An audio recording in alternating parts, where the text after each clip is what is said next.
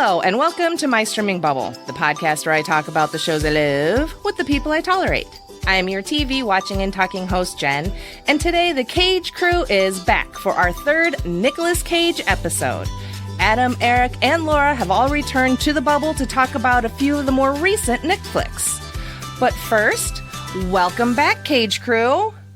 Hi! Oh, thanks for having us. Of Hi. course. Hello. I feel like we should have done this a while ago, but I'm glad we're doing it now. Yeah, me too. Better late than never. Yeah. I'm glad we're doing this part of it, but I don't know if I enjoyed those movies, you guys. Ooh. Ooh, can't wait to hear this. Yeah. Well, we'll go ahead and let's just fucking get started. So real quick, in case the listeners missed it, this is like I said, our third Nicolas Cage episode. Our first one, we covered like fucking everything from like Red Rock West to... You did it! Yay! To Willy's Wonderland, Color Out of Space, Mandy Pigs. I mean, like all of it. National Treasures, the Holy Trinity of Cage, his rom-com roles. And then our second episode we covered Prisoners of the Ghostland and the unbearable weight of massive talent. So for today's episode, it was Pick a Nic Flic, where we each picked a Nic flick for all of us to watch and discuss. So to start things off, here is your official spoiler warnings for Adam's pick, The Surfer. What IMDb says: a man returns to the idyllic beach of his childhood to surf with his son. When he is humiliated by a group of locals, the man is drawn into a conflict that keeps rising and pushes him to his breaking point. What I says about this, I says, what? It stars Nicolas Cage, Finn Little, Rahel Roman, Michael Abercrombie, And Fitch. Alexander Bertrand, Julian McMahon. It's written by Thomas Martin, directed by Lorcan Finnegan. It's only available to rent or buy on various streamers, and content warnings for suicide and the dog does die in that one. We didn't see it though, right? No, Yeah. I don't think it was pictured, thankfully. All right. Eric's pick was Longlegs. What IMDb says: in pursuit of a serial killer, an FBI agent uncovers a series of occult clues that she must solve to end his terrifying killing spree. What I says about it, I have two things. So the first one is the things a mother will do to give her child a life. I suppose that's a spoiler, but and the second one was Satanism and serial killing. What's not to love? It stars Micah Monroe. I don't know if I wrote that right. Nicolas Cage, Blair Underwood, Alicia Witt, Michelle Choi Lee, Kierna Shipkin, and more. It's written and directed by Osgood Perkins. And we all know that he is the son of Anthony Perkins. No. He's the son of Anthony Perkins. Honestly, I didn't know that. That's awesome. Now I'm like, That's who's great. Anthony Perkins? Psycho. Mhm. Oh, thank you. You're welcome. I don't know people's names. And then Osgood Perkins was also in, Legally Blonde. He was kind of like the quiet, nerdy, awkward guy, Oh, okay. if you guys recall. Anyway, No. it's available on Hulu, Disney Plus, rent or buy on various streamers, or free at your local library. Content warnings for murder, questionable parenting, and Satan? Laura had a Renfield. So what IMDb says: Renfield, Dracula's tortured henchman, is forced to capture prey for his master and do his every bidding. But now, after centuries of servitude, Renfield is ready to see if there is a life outside his boss's shadow. What I says about it, I says, thank the gods for Wiccan Tumblr. It stars Nicholas Hoult, Nicolas Cage, Awkwafina, Ben Schwartz, and more. It's written by Ryan Ridley, Robert Kirkman, and Ava Tramer. It's directed by Chris McKay.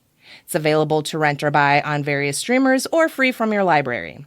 And content warnings for abusive and toxic relationships, corrupt cops, like a lot of them, Dracula, and ska.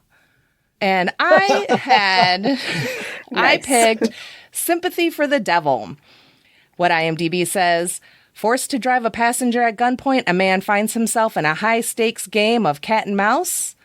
Oh, that was it. That was the end of the sentence. Sorry, I thought there was more to that.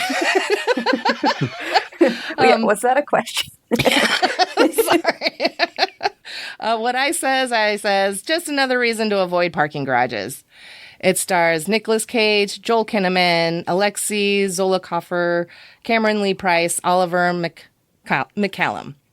It's written by Luke Paradise and directed by Yuval Adler, and it is available on Hulu, AMC+, Disney+, with a premium subscription, rent or buy on various streamers, and free from your local library. Content warnings for child loss/death and screaming bunnies. All right, so we are going to start with, we're going to go right in that order, alphabetical. Well, with the exception of me, I'll go last. So we're going to start with Adam's pick, The Surfer. Now, when Adam chose this, he put a response in our Cage Crew group chat. And I wish I should pull it up and what you wrote, Adam. But it was very it made me nervous and excited. I didn't know how to take it. So, and I knew nothing about this movie other than Nicolas Cage is in it and wants to surf. So why'd you pick this one? Admittedly, I picked it because I knew it was his most recent movie. I saw a trailer for it, and I just knew I wanted to see it as soon as I saw the trailer. And hey, I love movies about surfing. I love Point Break. It's a favorite of mine. So I thought, hey, could this be similar? It's not really too similar. Maybe a little bit. But hey, it's Cage in Australia, and it was a fun ride. I liked it a lot, though. What did you guys think? Eric, what'd you think? Still trying to figure that part out. No, The Surfer was good. There's a lot about it that I really had to try to wrap my brain around to understand, especially as we got deeper into Nick's character's story.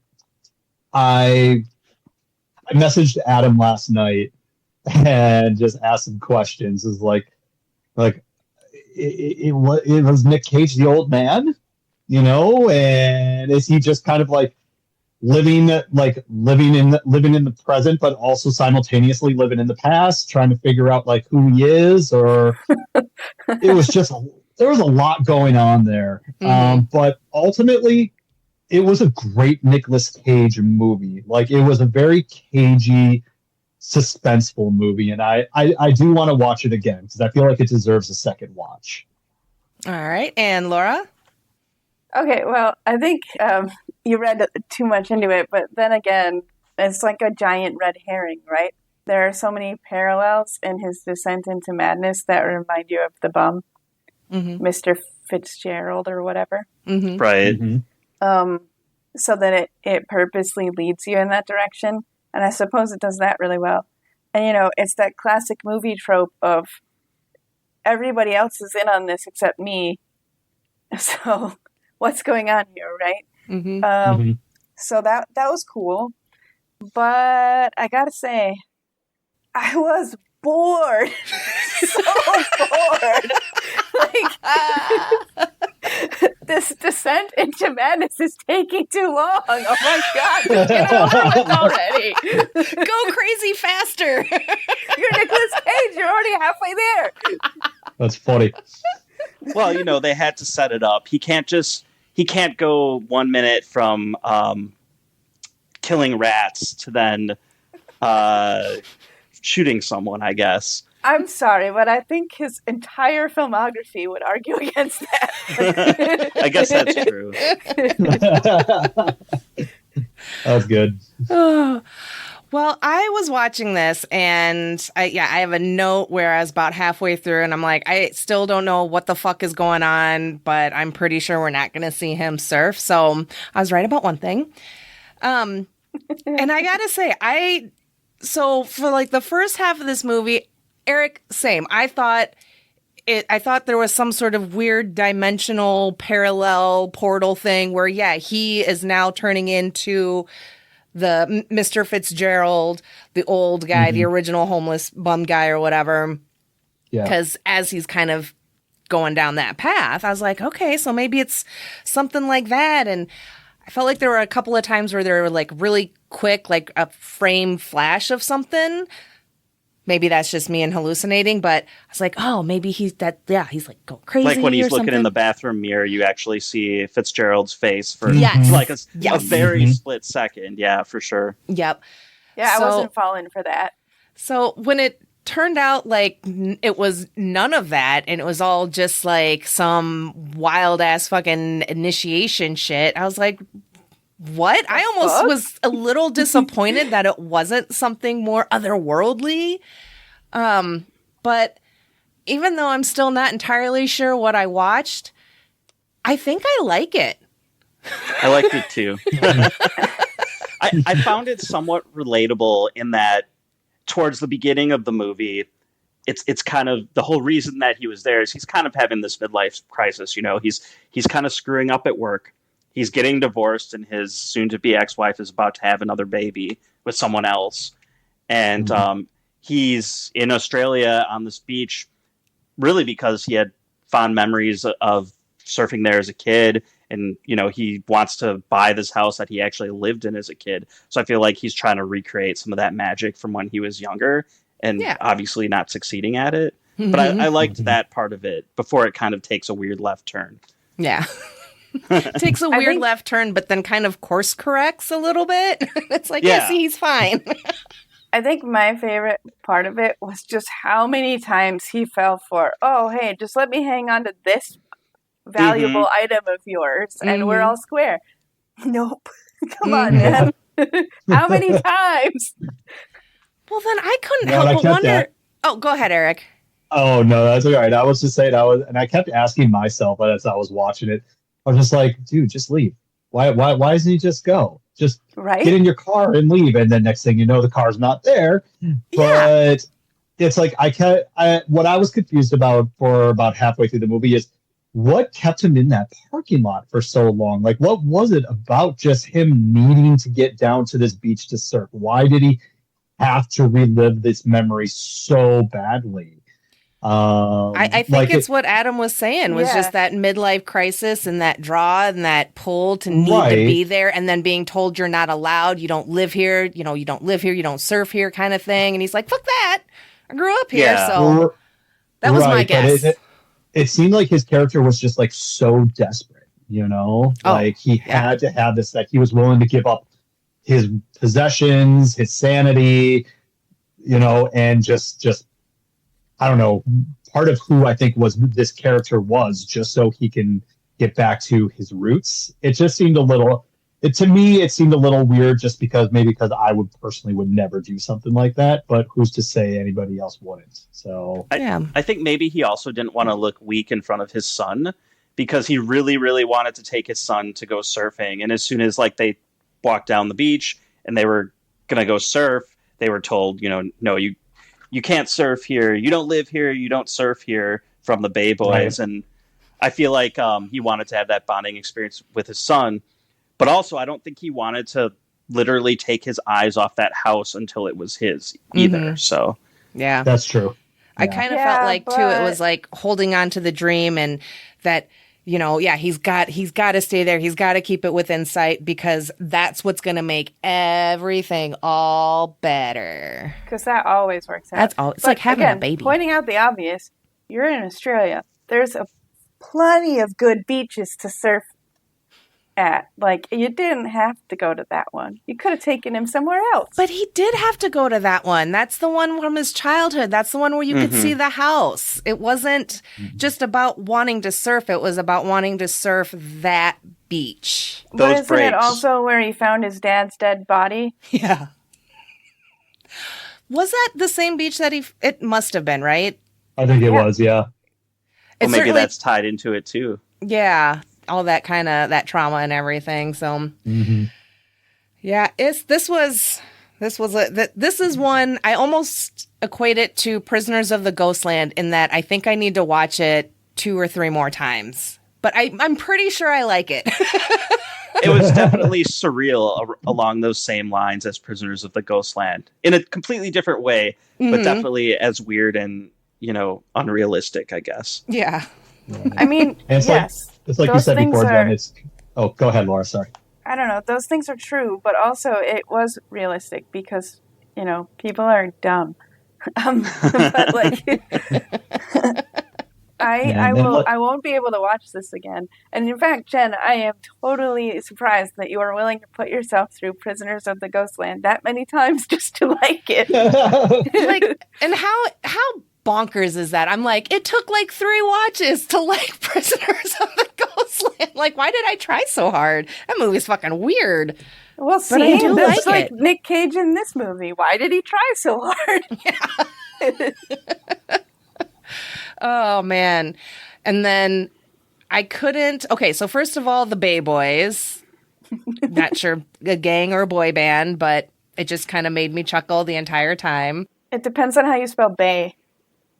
BAE. Oh, B-A-E. yeah. Gotcha. Bay I was Boys. like, how else is there to spell it? I'm an idiot. So, No.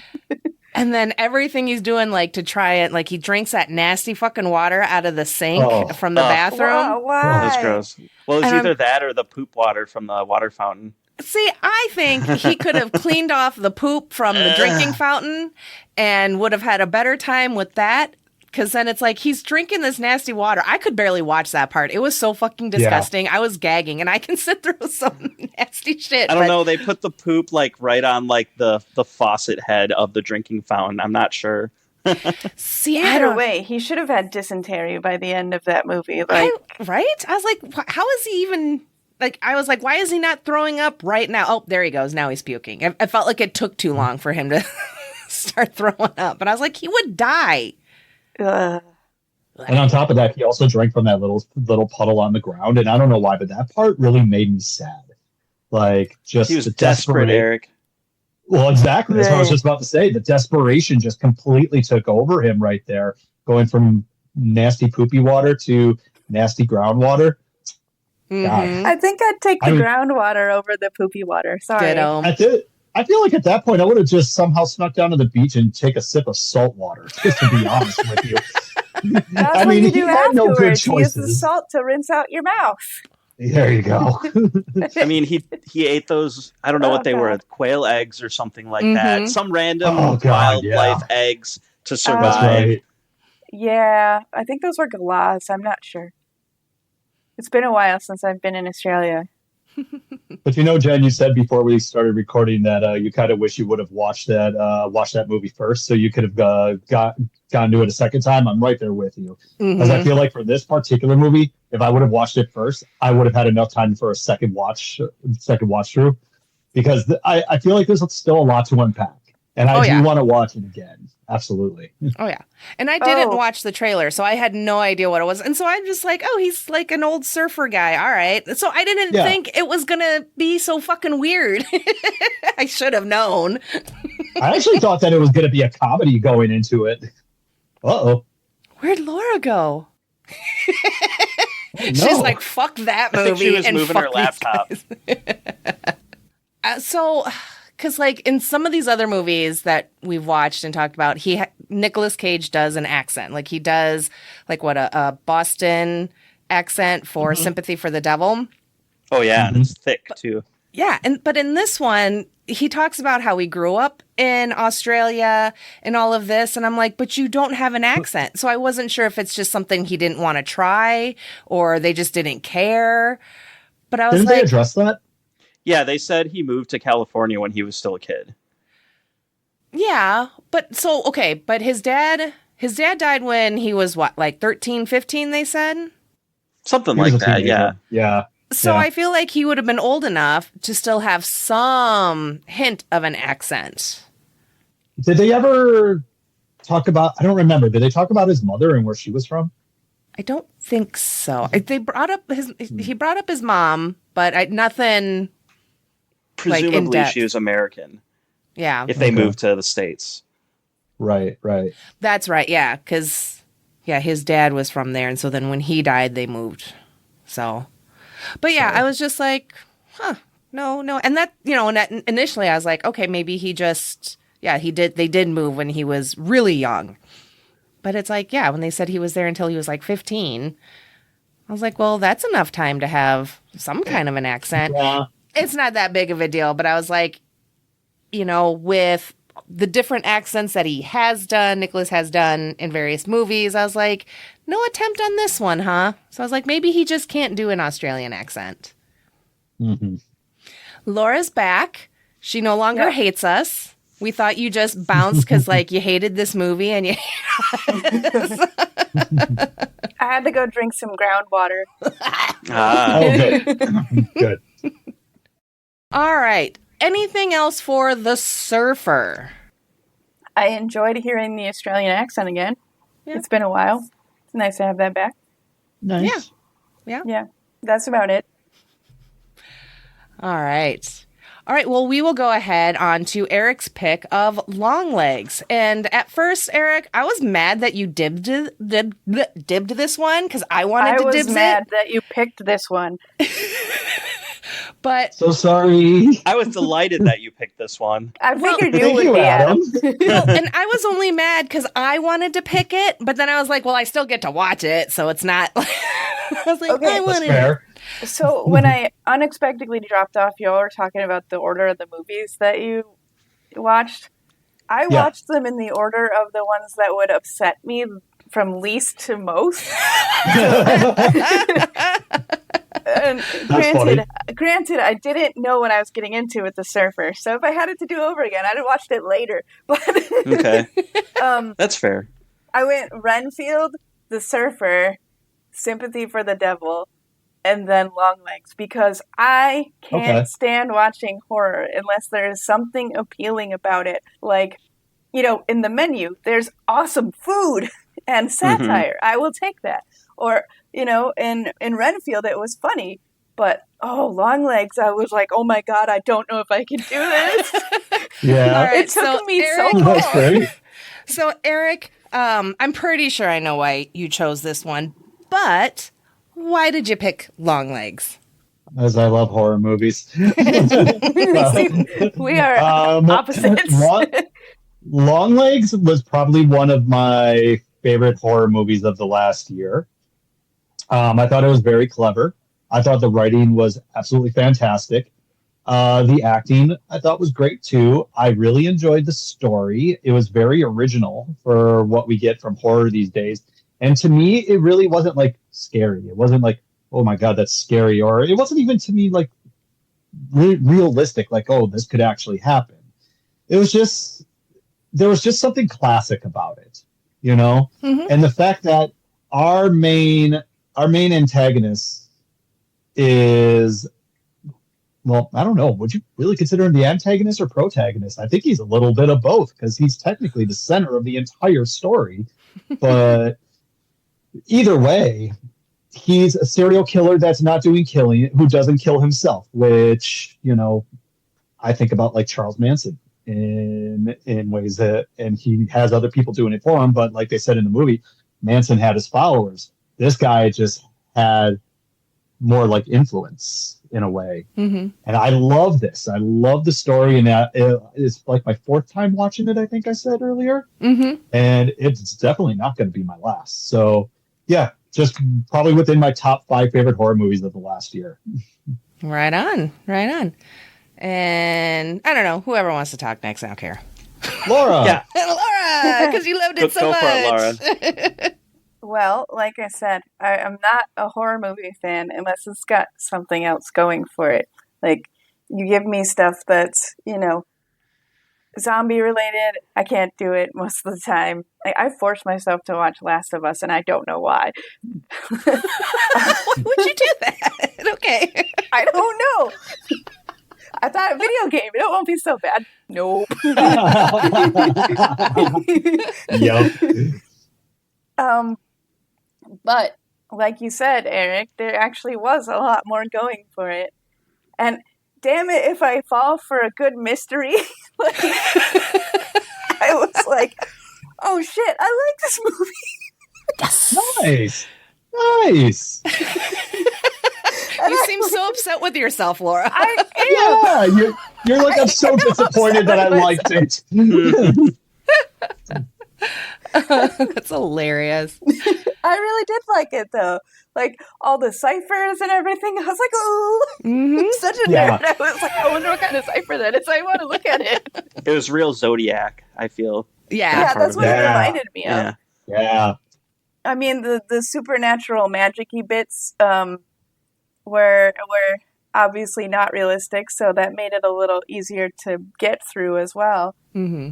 But that I feel like that was counterbalanced by the creepy dolls. Mm-hmm. But still, Cyphers won me over. Yay! Chalk one up for Cyphers. All right. And Adam. Yeah, like Eric said, I feel like Longlegs is probably one of my favorite, not just horror films, but one of my favorite films of 2024. I think I'd put it in my top 10 on Letterboxd for last year. Wow. But I just like everything about it. I like the fact that it's set in the 90s.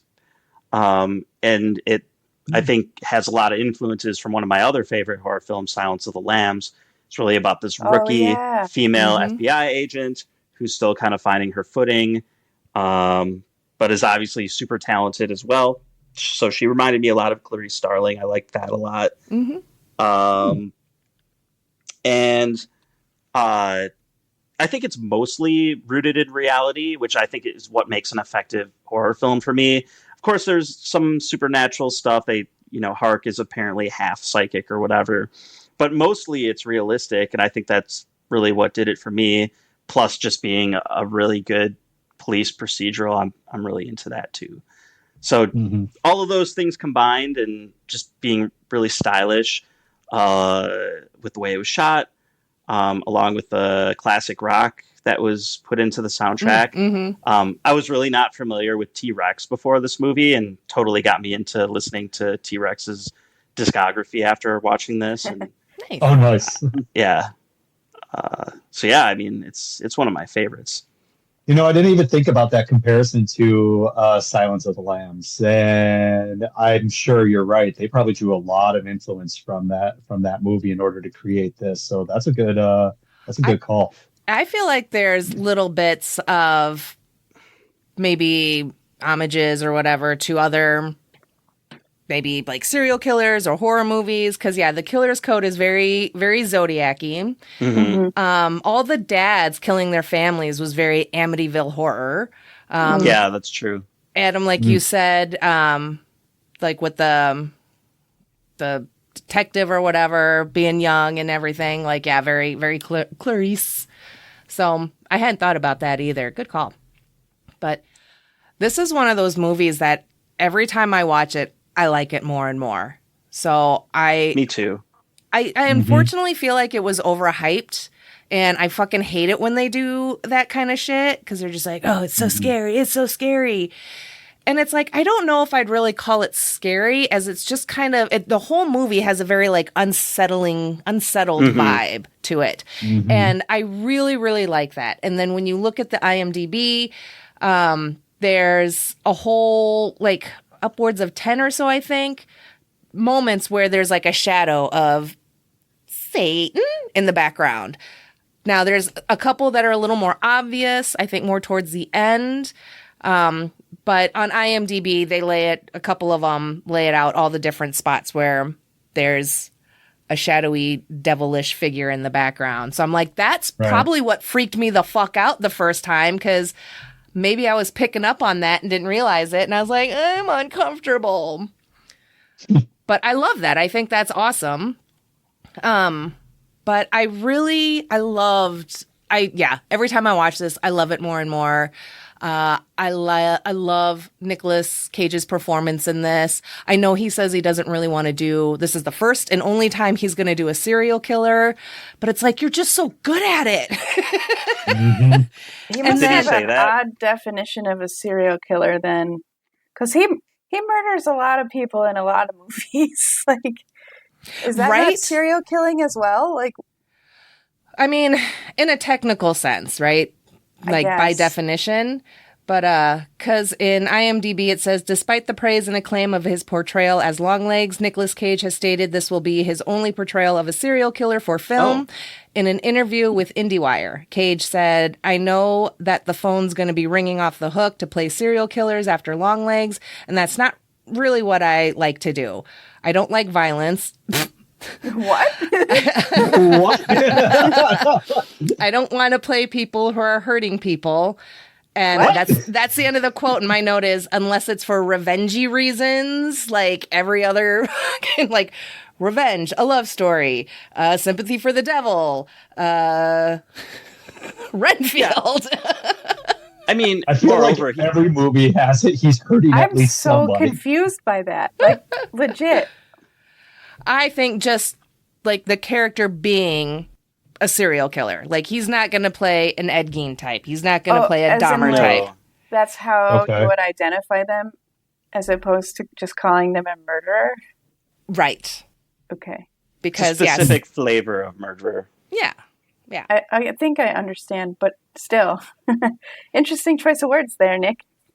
It did make me chuckle when I read that. So, but the first time I watched this, I even was questioning Lee's sanity for a good chunk of the first half, not the first half, but like when she would be talking to her mom, I'm like, does her mom exist? Just because of Sure. Lee's demeanor seemed so kind of distant, far away. I know I'm not really one to speak on this, but I'm like, is Lee maybe tism coded? Because I I noticed didn't even think about that. there were times where she's, and it's not a sign for all, but she wasn't always making eye contact. The way she would lay everything out on the floor and go through, and her attentions to detail and everything. I was like, maybe. But so I thought maybe she was losing, I don't know, her grip on her. I just didn't think her mom existed. And I thought every time the phone rang, she thought the phone was ringing and she thought she was talking to her mom. And so I thought that was going to be the trauma playing into the character. But it turned out to be a little worse than that. Just a little. Just a little bit. Mhm. So I love the performances in this movie. Alicia Witt does a fantastic job. If I didn't already know she was in it, I wouldn't have known that was her. I thought she was kind of unrecognizable for me. Blair Underwood is outstanding, especially at the end when he's now possessed and he kills his wife. Like, that shit was fucking bonkers and creepy, and That I was loved absolutely it. insane. That was Yeah. probably The the most craziest part of the whole unsettling scene movie. of the movie. Yeah, totally. Agreed. Yep. Agreed. So, and then, yeah, just Nick as Longlegs, the weird, creepy prosthetics, which was supposed to be very Marilyn Monroe-esque. And I'm like, okay, I can see that, I guess. But then when he's being questioned and he starts bashing his face into the table, I was like, if I could have been screaming, I would have been screaming, because I wasn't really expecting that. And then his face just was all fucked up and just falling off. And I was like, do it again. Just kidding. You know what I actually loved about that scene? It's just the underlining of his character being like, my job is done. Yeah, he just checked out. He's like mission complete, kind of. Yeah. Exactly. And I love that because there's something so disturbing about that, because he's like, my job is done, but the job is not completed. You know, just his role in it. And I just love that. So, yeah, just so creepy in all the right ways. Yeah, absolutely. Let's see. And I do like how the aspect ratio changes between now and the flashbacks. And so the flashbacks have that kind of vintage That was helpful. 8mm film feeling. So that was fun. Let's see.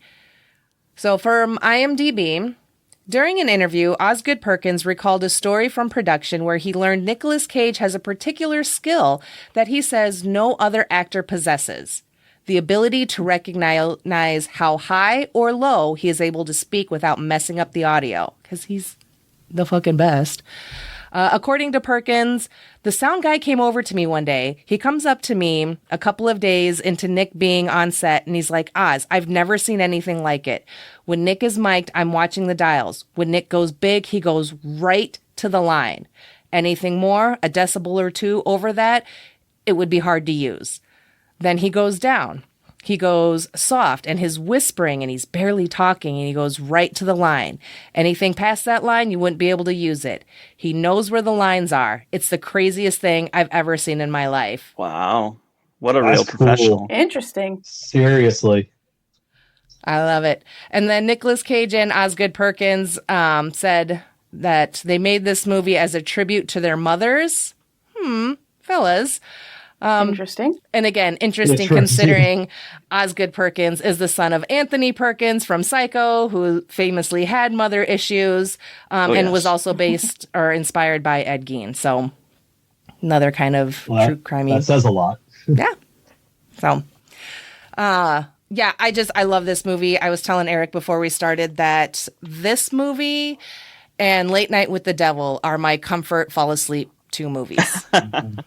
Nice. Sweet dreams from those. I always wake up when it gets too quiet. Once people stop screaming, I'm like, what happened? All right. Anything else for Longlegs, you guys? No, I don't have anything else to add. Okay.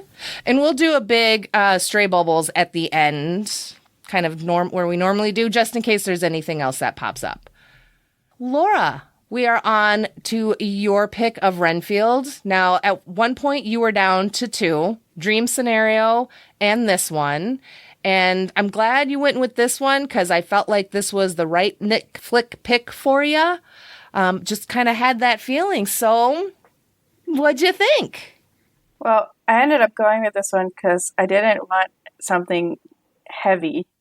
Because, you guys usually pick some heavy things in genres that I don't particularly enjoy. It just goes to show how much I love y'all. But you are an awesome sport. Thank you. And we love you too. I also chose Renfield because I've been reading the Dresden Files, the book series. And coincidentally, just when we were having this conversation, I was being schooled on exactly what a Renfield is in the Dresden Files. And I was like, that's a sign. I got to go with this. So I chose Renfield. And I watched it first, and I'm glad I did because it made me laugh so much. And I don't know if it was intended to do that, but man, it was funny. There were also some really bad editing moments in the movie. Like when the Weasley son of the mob boss. I'm really good with names, y'all. But like Teddy, yeah. He got stabbed in the neck. Right in the neck. And then the very next time the camera cuts to him, it's not there. And then the next time he's holding his neck, but there's no blood. And then the next time it cuts to him, it's gone. And I'm just like, all part of the charm. Honestly, didn't notice that. How is he still alive? Where did the wound go? Is he magic? No, it turns out they're just bad at editing. I didn't even notice. That is hilarious. And I don't care. I don't know why I picked up on that because I don't always see the editing mistakes because I was like genuinely enjoying the movie, so it's just really caught my eye and I couldn't let it go. But it was super funny, and I gotta disagree with you a bit though on that it isn't really a Nick Cage film because he is in it enough for it to be a Nick Cage film. And there were, like I said, it was really funny and I enjoyed it a lot, but there were moments where he just went a little extra cagey. And I was like, no, because at first when he came on and he was speaking so refined and that famous volume control that he has, I'm like, oh, he's actually going to do this for real. All right, here we go.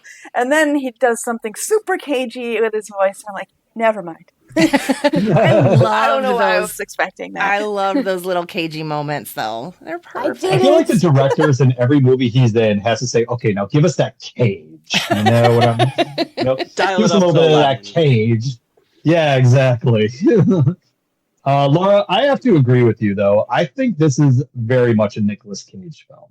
He may not be particularly the center focus of the movie, hence, it's called Renfield. But still, there's enough scenes with him where I feel like it could be just as much his movie. And for every scene that he's in, literally every single one, whether if it's like the flashbacks that Renfield is having when he's telling us his backstory, and it's the black and white, classic meeting, to just all the way up until he gets his, little bits poured into concrete at the end. Every scene that he is in, he steals the scene. whether he's getting his ass whooped or if he's whooping ass. And it's so awesome to watch him on screen in this movie. And it's also cool to see Nic Cage for once, well, not for once, but in our case for once, in just a more comedic role, and just taking a serious character like Dracula and not making him so serious. You know, just having, you could tell he had a lot of fun playing this character. At least I felt like he had a lot of fun with it. You have a point, and you know what I want to know? How many takes it took to get that movie done? Because I swear, if I had somebody acting like he did around me, and I was supposed to be like acting like a relatively normal, sane person, while that's going on, I couldn't do it. I would just be like, come on, man. It's not Nic Cage's fault that they can't get the job done. I checked it out on from the library. So the DVD had a bunch of deleted scenes, alternate takes, and all that behind the scenes stuff. And everyone kept saying that when Nick came on set, dressed as Dracula, everyone got a little tense, little unsettled, because it was just so good. So I wonder if like everything got done in one take because they were scared. Maybe so. Right. That'd be funny. All right. And Adam, what'd you think? I mean, I love this movie. I think it's hysterical. I could watch Nic Cage chew scenery as Dracula all day. Even though that he's really not in the movie a whole lot. Like Eric said, I would agree that he steals every scene that he's in. And he's just got so many like good, funny lines. Like there's the one where he's asking Renfield for a handful of nuns and a busload of cheerleaders. That one's really good. And I just love how he really plays into this notion that he's this malignant narcissist, and he's constantly gaslighting Renfield and playing the victim as well. You know, blaming Renfield for abandoning his family, where, you know, Renfield really had no choice in that because he was essentially kidnapped. I just like all those little moments where, you know, this rendition of Dracula is just leaning into just being this bad guy, not necessarily because he's evil, but just because he's an asshole. Yeah. The whole toxic relationship aspect of the movie, you know, it really bleeds into that hard. And I got to say, how awesome was the support group? I loved that. Yeah, the oh support my group's god, great. It gave me kind of They Fight were Club great. vibes, a little bit like the support group from Fight Club, a little bit. I mean, yeah, kind of. Yeah, like all the people are just pathetic and have it really bad as it is. I forget her name, and I might say that this might be the wrong name, but there was the one scene when Renfield came back to the support group. It was like his second or third time there. He was finally ready to tell his story, but he interrupted the one girl who was telling hers. I think her name was like Carol or something. Yep, I think and so. She's like, all right, well, she was like, well, fuck Carol, I guess. I think one of my favorite little details from the movie was when he brought the criminals back to Dracula for food, and like Dracula was like, "These taste disgusting. This is awful." Like, oh, I didn't realize that being a criminal could protect you from the supernatural monsters. Good to I know. assumed it was the drugs in their system. I assumed it was all the cocaine. I figured he would like cocaine. I mean, were you like, I don't know.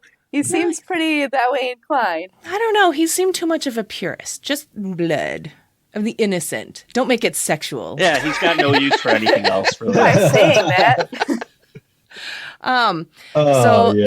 It's no secret that I fucking love this movie.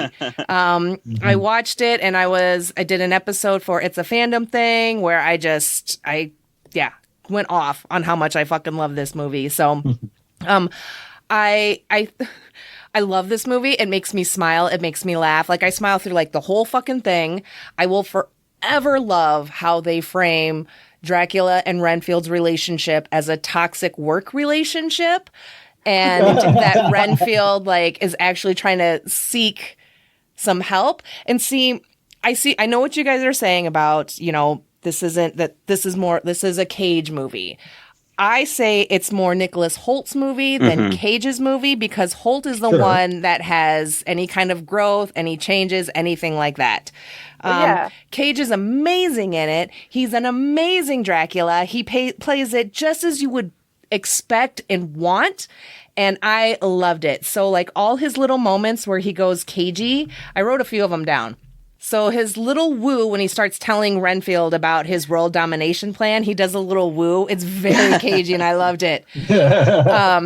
And when he's talking to Renfield again, I think this is when they're at his apartment, but he goes, "Let me explain something to you. K?" And he goes high pitched on the K. And then when he goes, "I'm the real victim here," and the way he drags it out and goes up a little bit at the end. That one was like nails on a chalkboard. So these are the moments you were probably talking about, Laura. Yes. These are the ones where I'm like, I have to write it down. It's gold. It's amazing. It's gold. That's funny. But I find this movie surprisingly uplifting because it has us owning up to our faults, like Renfield, and acknowledging a change needs to be made. And it starts with Renfield and his support group and seeking help in those changes, and then having those people rooting for him, helping him with his apartment, which is bright and colorful. I love his sherbet or sorbet sweater. First time I watched it, that's instantly what I thought. And at first I was a little worried that him moving out was just like a dream. So I was super happy that it wasn't. But then he the way he's able to like more or less, defeat Dracula is he admits, "I'm a codependent." Yeah. And he says it so proudly, and he's got all his affirmations and all that support and everything. And yes, the support group is fantastic. The leader, I don't remember what his name is, but when Renfield first shares and he's like, he won't grow to full power, the leader's like, what a weird thing to say. But yeah, he won't grow to full power. What? He's like, why would you say it that way? But he's still supportive. I loved he's still super supportive. End. I love this moment at the end too, where it's like we've all seen things that we can't unsee and know things that we can't unknow. I'm just like, yes. What are they though? Tell me. Yeah, I love this movie. It's definitely one of my favorite, like, Dracula movies. I love Nic's take on it. I love all, like, in the beginning, all the homages to Draculas of yesteryear. And some of them may be a little more subtle than others, but it's a fun movie. It has a great positive message for a topic that's pretty heavy, toxic, abusive relationships and everything. They do a really good job, and they get their message across. And it's not like heavy-handed. It's not beating you over the head with it. Just I'm a codependent, and I love that for him, for Renfield. And then with Ben Schwartz playing Teddy, the son of the big bad, and I love that the big bad is a woman. She's the one that built the empire and everything. Although in the deleted scene, it says that her husband had died, and so now she takes over. I'm like, I'm glad they got rid of that, because that's fucking stupid. When she first talked, I was like, wow, she sounds like she smokes a pack a minute. I meant to write her name down, but I love that actress. I've seen that her voice. In a few things, yeah. She's in a lot of stuff. And I want to say she's done a fair amount of voice work, because with that kind of voice, how could you not? Right. But Ben Schwartz, I love him in this. He's like a rated R Jean-Ralphio, because he's the worst. And it's so funny because when Ben Schwartz was first announced to voice Sonic the Hedgehog, I was like, I don't know about that. It took me a minute. Now, maybe because I don't hate the Sonic movies, I couldn't. It was Sonic in this movie for like the first half of the fucking movie. I couldn't get it out of my head. It was just too funny. But he was. Oh my god! I totally hear it now. Yeah, I hear it now. Right in my head. Oh my god, you're absolutely right. You know what? I didn't even realize that he was the voice of Sonic. Neither did I. Oh, no, I didn't realize it. You guys are funny. Do you want to know the part in the movie where I cringed the most? Yes. Yes, please. When he snorted the millipede. Oh, yeah. Yeah. He couldn't just eat it like Nicholas Holt did. He had to do something terrible, like snort it. Yes. Yep. He had to take it up a notch. There? It does. He's a vampire now, or a familiar. Bleh. Yeah, that part was corny as fuck. And the millipede is it was so CGI. I'm glad it was. I don't want to You could tell imagine that it any other way. you could tell that movie definitely had to stay under a certain budget because there were certain parts in that movie that just seemed, a little outdated as far as its graphics go. Nah, I loved it. I think it was part of its charm. Absolutely. Also, Absolutely. a cop having a stomp your feet temper tantrum in the hallway. Man, that made me laugh so much. And then fuck Kyle just constantly throughout the movie, which is fantastic. Fuck you, Kyle. Fuck you, Kyle. So, yeah, I love it. The only thing I didn't really care for is like kind of Rebecca's backstory. Yeah. Yeah. But I get it. It's fine. It was like super cliche. Living in her sister's big shadow and all of that too.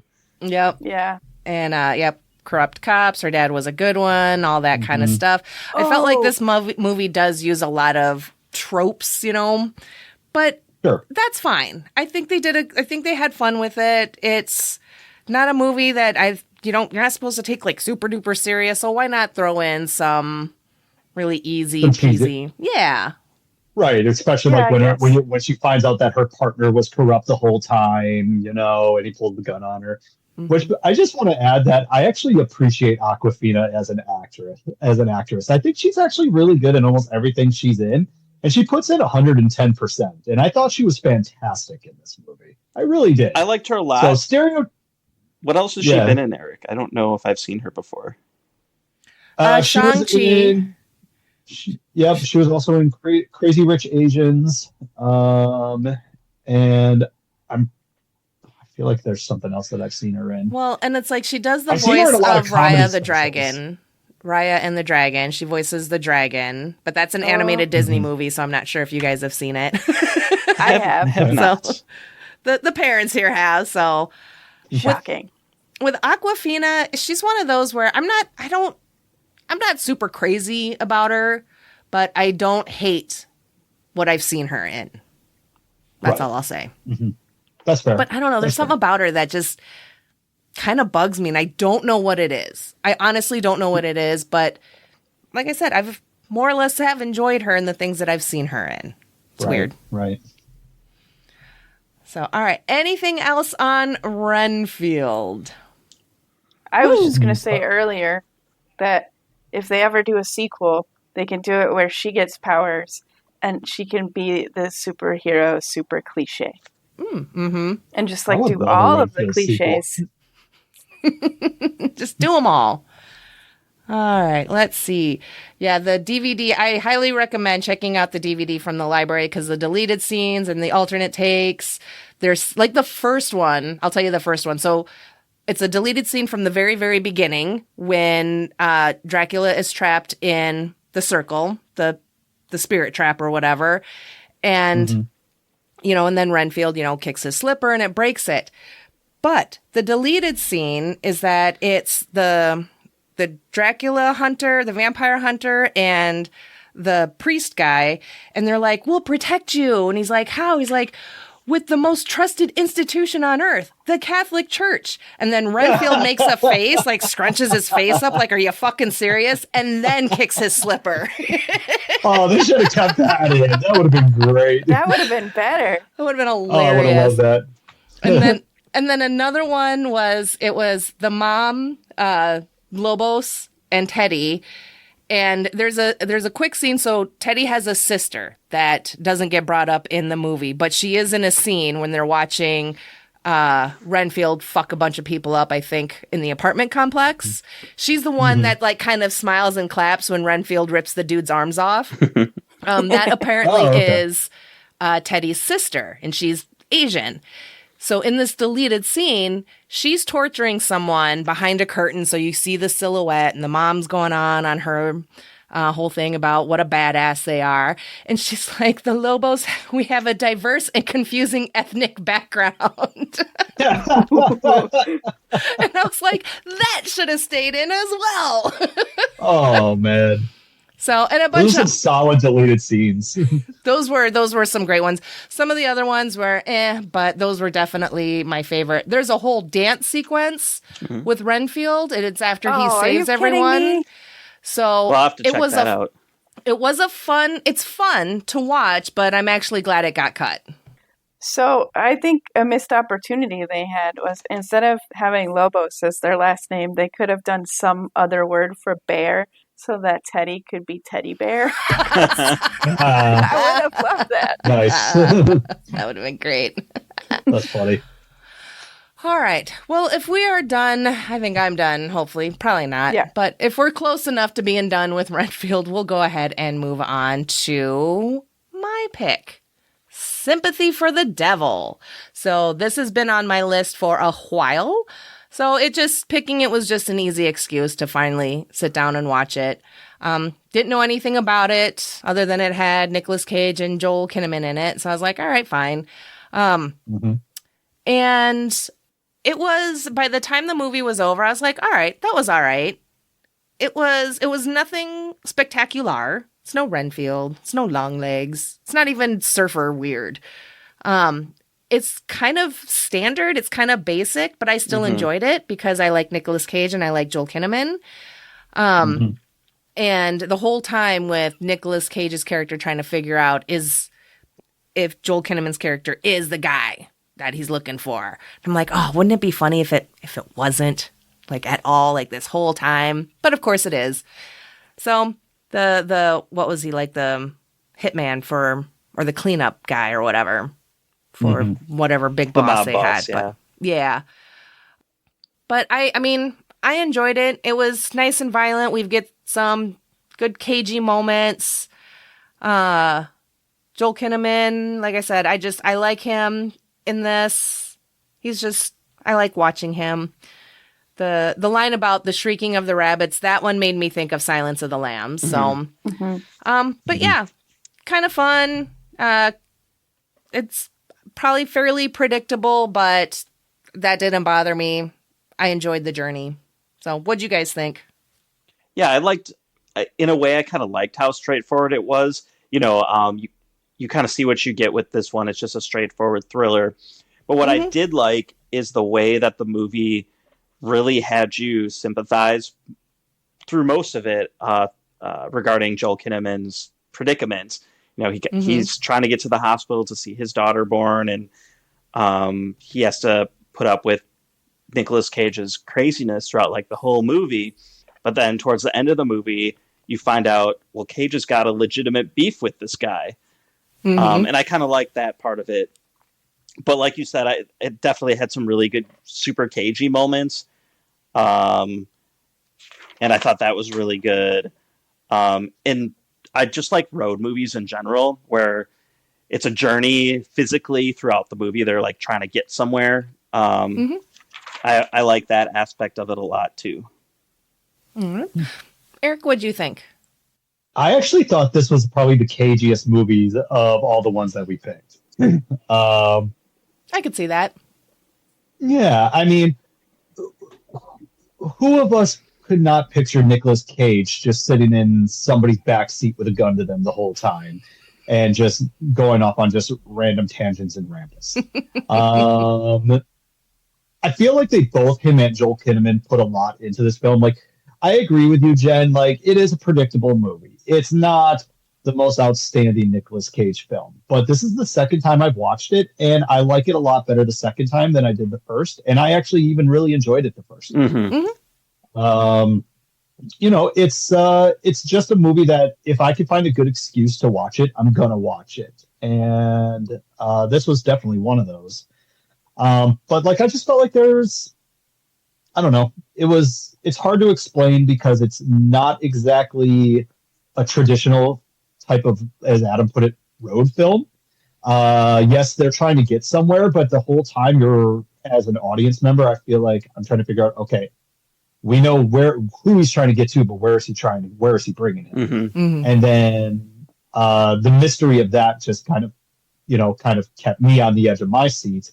But then, like, we have like the whole scene in the diner, which was fantastic, and then like the kind of like the not shootout, but the moment where like Nicolas Cage is trying to find Joel Kinnaman in the parking lot and they're like going around the semi trucks. Like I thought that was a pretty intense moment in the movie. And also just the whole thing, you know, the sympathizing with Joel Kinnaman's character because, you know, baby's born, got to be there. Yeah. And he's already nervous enough about it as it is. You could tell from the very beginning when like he lights a cigarette and he's on his way there. And then it just all goes downhill from there. It's just what a bad day for this guy. But the only thing I think I could really say that I would criticize the movie on is the predictable ending. Like you said, I think I would have liked it better if he had not been the guy. Like maybe at the end, instead of him saying like, I can't remember who he said James. His name. He's Something. David, but his past life was James. Yeah. I think I would have liked it better if he would have been like, they would have cut to a scene of him at the hospital. And he sees his kid and his wife, he'd be like, you'll never believe the night I had. And then it just cuts to black from there. You know, something like that. I suppose it wouldn't have had the same purpose then either, necessarily. It turned it into a revenge movie, basically. I suppose, yeah. But, I mean, it's a Nick Cage film. I feel like with the exception of, like, Longlegs, you could end a Nick Cage movie that kind of way, and it would still be pretty impactful. But, yeah, overall, I like it. I think it's a good movie. There's nothing bad about it. It's just your average, you know, Nicolas Cage film. And Laura. I didn't hate it.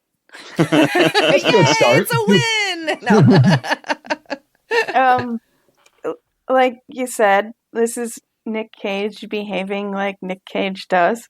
But for the role that he was playing, I feel like the caginess fits, so it isn't so jarring like it was in those little moments in Renfield, even if they were comedically timed. Like it was perfect. Still like that record scratch stop, you know? No, like, it was perfect. No.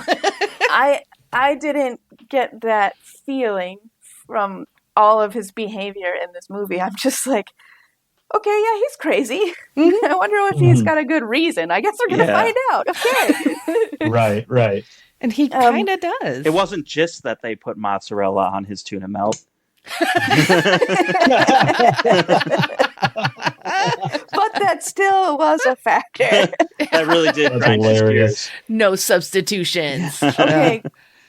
Yeah. On that subject, have any of you had mozzarella on a tuna melt? I would Is it never. like some kind of sin? Not. Is Never. it a terrible combination? Like what I feel are we like that's talking sacrilege. I've never really had a tuna melt. Warm tuna, like I like tuna sandwiches and everything, but like the idea of warm tuna grosses me out. So you've never had like tuna casserole? Oh, you know what? I have had warm, like when my mom used to make like mac and cheese for my dad, he liked it when tuna was mixed in. So it was a little warm that way. So it was like mac and cheese with a can of tuna mixed in and then served with kielbasa on the side because that's what my dad a very liked. interesting meal. I'm gonna right have there. to try this. I know. I have to try Is this like too. a family recipe?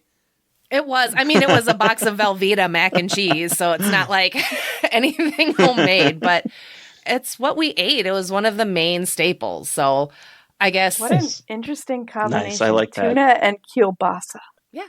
But yeah, I guess I've never really had like a tuna melt because I guess the idea of a tuna melt specifically, because I think I have had like tuna casseroles before. So that, I don't know, that's what kind of makes me go, bleh. Is it weird that I kind of want to try it, see how bad it is? With mozzarella on it? With mozzarella? Yeah. I think you should do like- it. Yeah. I'm trying to understand why this was such a problem. Do it and then report back to us, please. Okay. Film like a little video or something, like a little reaction. I'm already torturing myself by watching movies, you know, that freak me out before I even get started. So why not end this? Hey. Life's all about having adventures, man. Mm-hmm. Yeah, that's true. And we appreciate your service. Mm-hmm. That's all I need. So, all right. How about Nick Cage's hair in this movie? I loved his hair. it's I loved his whole hair look. in this movie. The beard, the hair. Oh, it's The great. jacket, man. I was Yes. like, you should rock that look all the time. All the time. I loved his look. The accent drove me a little nuts because I felt like it was it was inconsistent, but I don't. It was. It absolutely was. So maybe And it that's why was- he didn't Like try an everything to Boston. Aussie. It was really bothering me. Maybe that was intentional. And I was like, nope, let it go. Let it go. You're not going to make it through this movie if you keep funny. focusing on that. But yeah, There's loved this his one look. movie that Nick Cage did. I can't remember the name of it, where he plays like a New Orleans cop, and he goes pretty hard. Bad Lieutenant, on, Port of Call. I was New going to Orleans. say Yeah. Port of Call of New Yeah. That's Orleans. it. It's in Great the name movie. of the movie. Yeah, he goes pretty hard on the accent in that one too. That's a choice. That's all right, though. Maybe that's why he decided not to do the Australian accent, because of his lack of success with other ones. Let's hope so. It's like, I'm a good actor, I just can't. Hey, for some people, it's really hard. That's fair. Yeah. Like, I can't do them consistently. I can do them Oh. sometimes. Yeah, I can When you start lived in off. Australia, were you starting to pick up on an accent? No, and it was a topic of a lot of conversation. So, are you new Yeah. to Australia then? No, I've been here for like 6 years. Oh, well, how come you still sound like you're from Canada?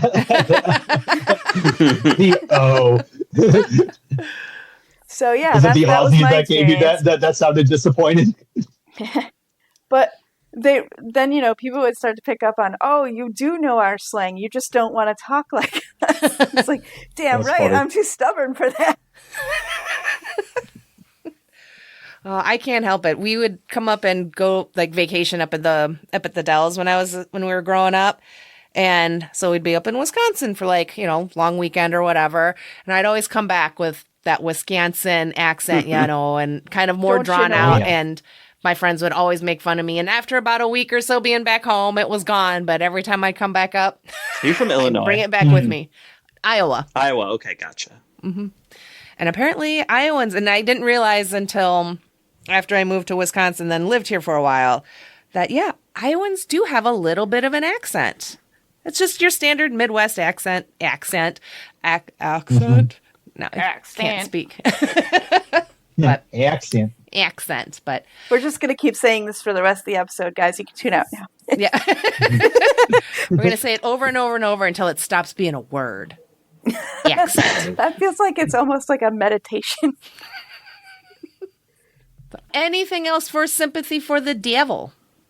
No. No. But I Alright. feel like the unintentional theme of our 4 movie choices is Hail Satan. Yeah, Mm-hmm. absolutely. I love it. Yeah, because Adam, you mentioned that in 2 of the movies, his last lines is "Hail Satan," and I was like, "Oh my god, it is!" It's like that's so cool.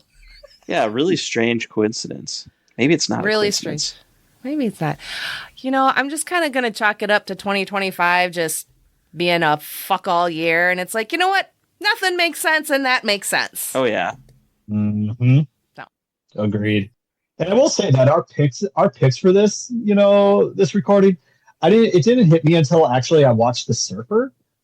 So last night, that we picked some pretty dark themed movies this go around. Renfield We being a sure most did. lighthearted, but even Renfield in its own right is pretty dark. Mhm. So yeah. But All it was right, I the got a funniest. question. Yeah. What's your top movie out of this group and your least favorite movie out of this group? Renfield and The Surfer. And that doesn't mean I don't like The Surfer, but I still am very confused by it. So For me, it would be Longlegs and then Sympathy for the Devil. Same for me, Eric, on both counts, actually. all right. And you, Laura? I gotta go with what you chose, Jen. Renfield and The Surfer. It's girls versus boys. No. Oh, Look, I'm always gonna Watch go out now. for a movie that makes me laugh because I need more of that. The whole Sure. world does at this point, I think. Yeah. But then, absolutely. The Surfer, Absolutely. like I said, I wasn't confused by it, really. I was more like, why did I just spend that incredibly long length of time watching someone go slowly insane just for that ending? To not actually go insane. Like, Mhm. And I think for me, it's like because I spent like the first half of the movie thinking it was going to be one thing, and then it's not. It's just, nope, we were just fucking with you. I think I was still struggling with trying to wrap my mind around it being more of a mundane kind of thing, so to speak, other than, the bullying and the beating up and whatnot. Right. But I was like, there's no portal, there's no time travel, there's no Satan. You know what I was hoping for? I was hoping for those guys getting a lesson in a more Nicolas Cage kind of way. Because they did kind of get a lesson in the end, but it was pretty weak. But, like, what if their hazing and initiation and stuff they were doing actually did push someone to the point of, like, murderous rage? See, and I feel like maybe it has, because, like, it just seemed like this wasn't the first time the Bay Boys have done something like this. You know what I mean? Right. I know, It's a ritual, for them. Yeah. I just wanted to see him snap. In a way that made everybody pay for it. Yeah. Kind of like in Mandy. Yeah. Mhm. Because Yeah. it felt like that would be the most appropriate course of action. Right. Yeah. I don't know. It didn't fit. Yeah. But hey, he got to sit in the ocean with his son and they watched an old guy shoot somebody and then kill himself. Yeah. Good times. Yeah. So it's kind of Family all like bonding. full circle, with family trauma and watching a suicide and all of that. Yay. Wasn't there a part in The Surfer where, like, either Nicolas Cage woke up or he was? Remember when he was hiding in the trees Mhm. when they were coming at him with the torches trying to find him? The next morning, did he wake up next to a crack pipe? Oh yeah, and And I a don't know used why condom that's and sticking- some other nasty stuff. Yeah. Yeah. Yeah, Oh, but yeah. That's just here's sticking the out to part that me. got me about that. Like, I also noticed the crack pipe, but the scene right before it, when he was still awake and hiding, he had a snake right there. Mm-hmm. It didn't even phase He him. was No. totally okay with it. And I'm sitting there like, ooh, I've lived out there. Oh my God, what snake is that? Zoom in. No. And according to IMDb, Nick did get bit by the snake. Oh. Oh, Shit, that was okay. a real snake. Yeah. Shit. Was it All right. venomous snake? It must not have. I don't. It just. I say it with a little too much enthusiasm. Yeah, that you were just Yeah. way too excited and hopeful for a yes answer. Look, maybe Steve Irwin, had an influence on me. I don't know. Yeah, he is a national treasure. Mm-hmm. International Uh-oh. treasure, I think. International treasure. Hey, how about that? That's what they should have done for the sequels instead of National Treasure 2 and 3. Like, they should have International broadened their treasure. horizons a little bit. Yeah. International treasure. If anyone That's could do fun. it, it'd be Nick. Go steal the Geneva Convention. There you Sure, go. it'll come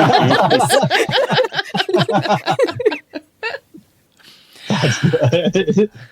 All right. So, final Almost steal the stray crown bubbles jewels. for any of the movies. Which ones?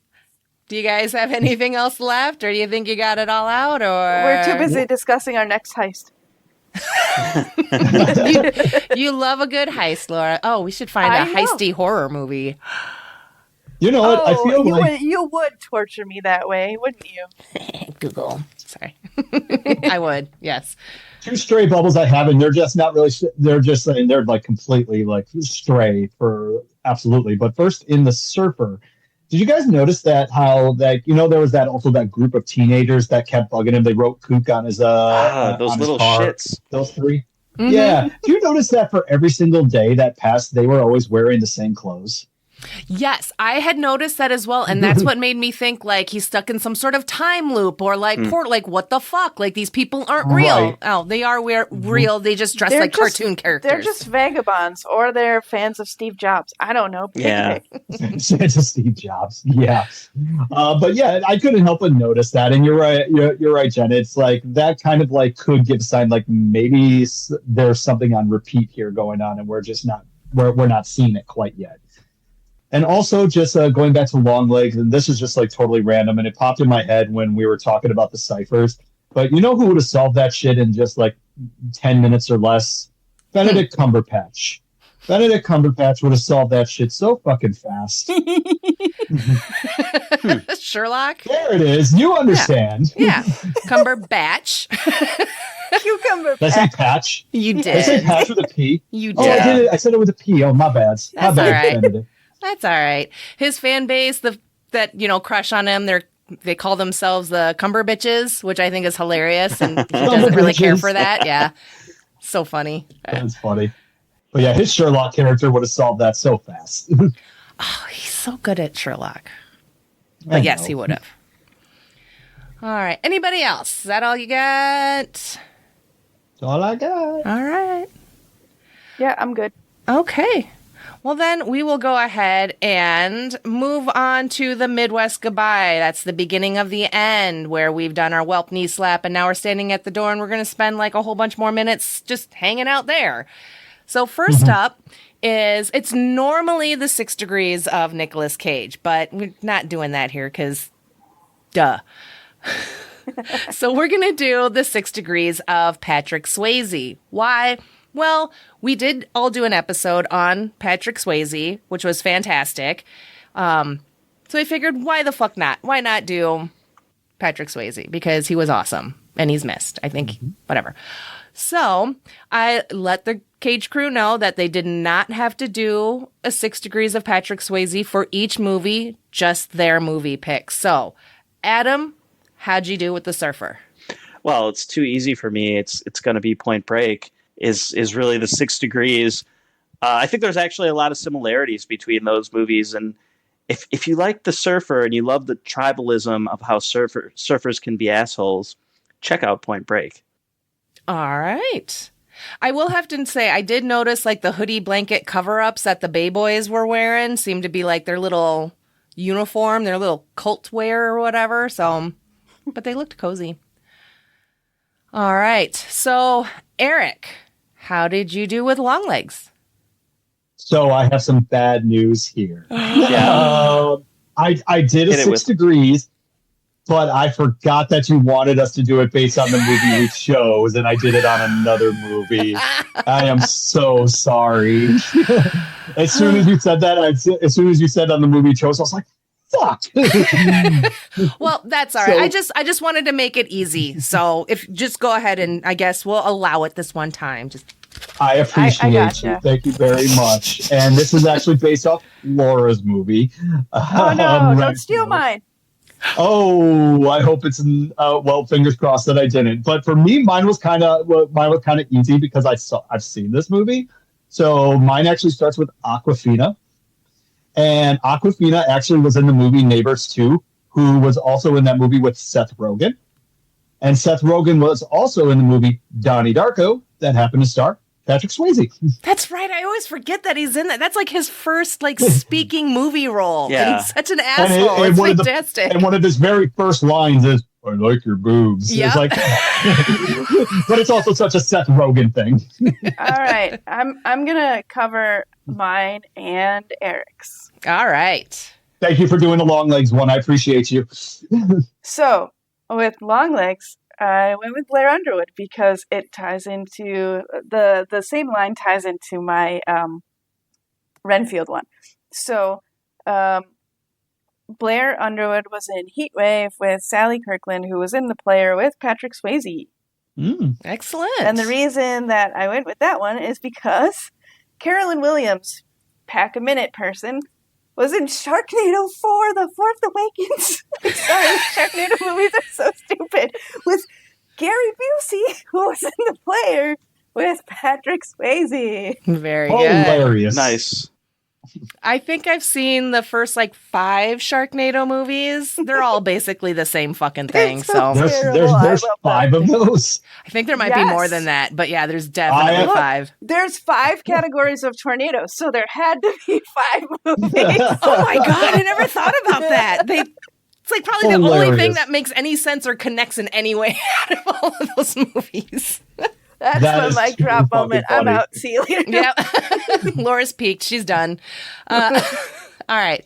So I did one for each movie. Ooh. Because I'm Nice. awesome. So for The Surfer, Nicolas Cage was in Unbearable Weight of Massive Talent with Pedro Pascal, who was in The Last of Us with Catherine O'Hara, who was in Tall Tales with Patrick Swayze. Oh, nice. Thank you.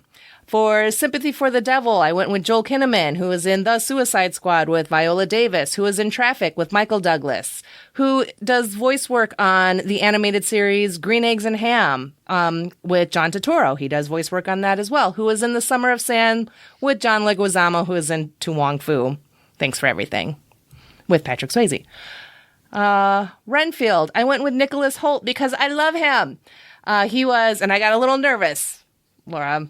Oh, no, not that one. It was Longlegs. But okay, so Nicholas Hoult was in Jack the Giant Slayer with Ian McShane, who was in John Wick Chapter 2 with Keanu Reeves. Adam? Who is in Point Break. Nice. Yay! And then for Longlegs, yes, I went with Blair Underwood. So, Laura, you scared me for a second. I saw that. Yeah, I just see my eyes get all big. But yeah, so Blair Underwood was in Deep Impact with Elijah Wood, who was in Sin City with Bruce Willis, who was married to Demi Moore, who was in Ghost with Patrick Swayze. Nice. Those are really good. Nicely done. Thank you. Those are all really good, actually.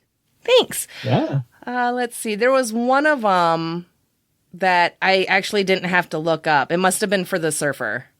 Because, yeah, one of them I did not use IMDb. I did it all by myself. Pedro Pascal. Mm-hmm. Yeah. Pedro.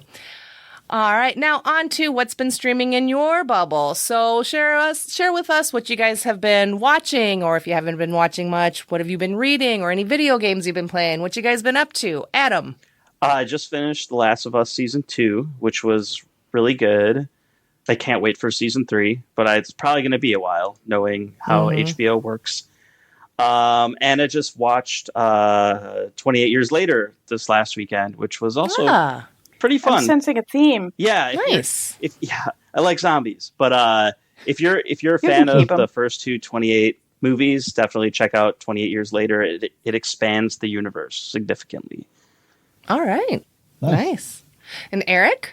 I also actually just finished The Last of Us 2. I feel like that's something we're all going to say. But how can we not watch it? And actually, it's funny that Adam mentions 28 years because just the other night I watched both 28 Days Later and 28 Weeks Later back to back. So that was good. And also, I have picked back up on watching Bridgerton. Yeah, me and a friend of mine, I watched it with a friend of mine, and we just we're on season 2 now. And I'm not gonna lie, that show fucking slaps. It's so good. I love it. Another Bridgerton boy. Hey, it's gonna be one of those shows where I say, "Hey, don't knock it till you try." Well, you are a Gilmore guy, so it doesn't surprise me that you are a Bridgerton boy. I'm so proud of you, boy. Mm-hmm. And Laura. Well, yes, I did watch The Last of Us 2. I don't know why I did that. One of us. One of us. You guys, there's actual plausible, zombie mode here in The Last of Us 2. Like, seriously, all they have to do, the mushrooms, all they have to do is evolve. I don't like it. You gotta know I'm not getting out of any zombie apocalypse alive. You know that, right? I mean, you said it, so yeah. I wasn't gonna say it. I wasn't gonna say it, but the only chance I have is to disguise myself like one of them, but it's never gonna happen with mushrooms because I hate them. So. That's true. You'd have a better chance in the Walking Dead universe. Gotta cover yourself with guts. Other than that, I haven't really been watching too much. But I do watch Pokemon Horizons every night with Felix. Aww. So it's the first Pokemon cartoon without Ash as the protagonist. Mm. But don't worry, there's still a cool Pikachu, just not the same one. Okay. But mostly I've been reading the Dresden File books, and I gotta say, I'm really enjoying them. Cool. Right on. The other day, the 11-year-old wanted to watch a Minecraft movie, so we watched that. Jason Momoa is absolutely hilarious. He is the best part of that whole movie. Jack Black is very much Jack Black, how you would expect him to be. There's not enough Jennifer Coolidge in the movie or Danielle Brooks, especially with her kick-ass windbreaker outfit there. That really took me back in the day, to the olden days. But the animation freaked me out. I didn't like how these Minecraft characters looked in, quote, real life. The villagers, no thanks. That fucking pig and the sheep, no way. Fuck that shit.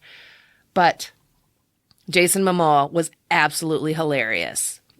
Loved him in it. It's worth a watch because I've thought about checking it out. I mean, if you want to, I'm not necessarily going to recommend it. If you want to see all the funny bits with Jason Momoa, I'm certain there's got to be some sort of supercut somewhere on YouTube of it because he truly was the best parts. Okay. But yeah. And then other than that, I've been working my way because it's the summer reading program right now. So at our library for the adults, it's an adult bingo. And it's just a bunch of different genres to kind of get you out of your comfort zone and everything. So I had started it a while ago and I only had like an hour left. So I finished Kicking Up Dust with Patsy. And was written by Loretta Lynn. It's read by her daughter. And it's all about Loretta Lynn's and Patsy Cline's relationship as Loretta Lynn grew to fame. So I started it where I left off, which is right before Patsy dies. Oh. I'm not emotionally stable enough for this shit, so I barely made it through. Because I was like, oh, fuck, it's the sad part. But that is a really good book. I love the friendship between those two women, as Loretta describes it. And you just, they're like bestie goals. The way like Patsy kind of took Loretta under her wing and gave her confidence and clothes. Like Patsy was always giving away her shit to Loretta and everything. So hearing Loretta Lynn's words through her daughter talk about basically the hole that was left. And then after that, after Patsy dies and her husband dies, Conway Twitty dies, fucking Patsy's husband dies. Like all these people start dying. And I'm like, this was a bad choice to do before recording. Because if I start crying, it's going to be the fucking end of it. Oh. But it was really, really good. So whether or not you like country music, if you know those two women and you're just even the tiniest bit curious of their friendship, absolutely recommend it. It's really, really good. And then other than that, just reading other stuff to kind of fill in my bingo. So I just picked up, it's called Horror Movie, written by, someone Tremblay. I don't remember his first name now. So that's because one of the squares is your choice. So I was like, well, that'll be my choice. I'm kind of curious and try and get away from some of the nonfiction, step outside of my comfort zone and go with a horror book, which is actually within my comfort zone. But yeah. Well, that's great. Shut up, Laura. Hey, Harry Dresden is a detective, so I'm playing in my wheelhouse as well. There you go. All right. Well, that is going to do it for us today. So I want to thank you guys, Adam, Eric, and Laura, for being here today and doing another Nicolas Cage episode. We've done a Trinity of Cage episodes now, so go us. Sure. Thanks for having us again. Yeah. Absolutely. You guys are always welcome back. So, and of course, I have to thank all my lovely bubblies for listening, and hail Satan. Hail Hail Satan. Satan. If you're enjoying this podcast, be sure to let me know by rating and reviewing on a podcast player near you, and by sharing your favorite episodes with your friends, family, and mail carrier. Then be sure to follow me on all your favorite socials like Facebook, Instagram, Threads, and Blue Sky. Just search My Streaming Bubble and I should pop on up there for ya. If you have suggestions on what I should stream in my bubble next, or you want to be tolerated, send an email to mystreamingbubble@gmail.com.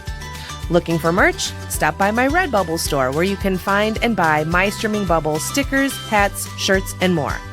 You can also head over to buymeacoffee.com and, well, buy me a coffee. Need more podcast me in your life? Then be sure to check out my other podcast, Twin It to Win It. That's a monthly podcast that I co-host with my podcast brain twin, Aaron from It's a Fandom Thing, where we test our twinningness by trying to guess if we both feel the same way about different horror movies. You can find and follow us on Facebook, Instagram, Threads, and Blue Sky. And most importantly, you can listen, rate, review, and share from most podcast players. Thank you for your support, and keep streaming. Goodbye.